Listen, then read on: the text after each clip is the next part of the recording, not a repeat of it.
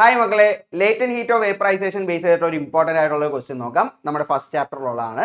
So latent heat of vaporisation liquids രണ്ടുപേര് തന്നിട്ടുണ്ട്, A and B എന്ന് പറഞ്ഞിട്ട് 100 and 150 ജൂൾ പെർ കിലോഗ്രാം.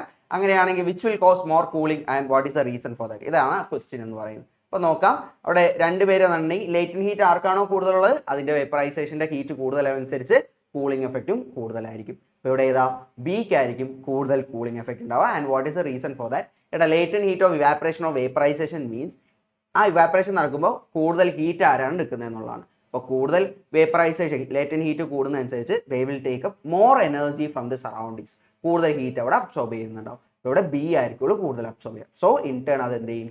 കൂടുതൽ കൂളിംഗ് അവിടെ ഉണ്ടാക്കും. So that is the answer for that, because it takes up more heat from the surroundings. So it causes more cooling. Okay, so B ആയിരിക്കും അതിൻ്റെ answer. And this is the reason for that. അപ്പോൾ ഇങ്ങനെ explanation vice 2 മാർക്കിൻ്റെ question ആയിട്ട് ചോദിക്കുന്നതാണ്.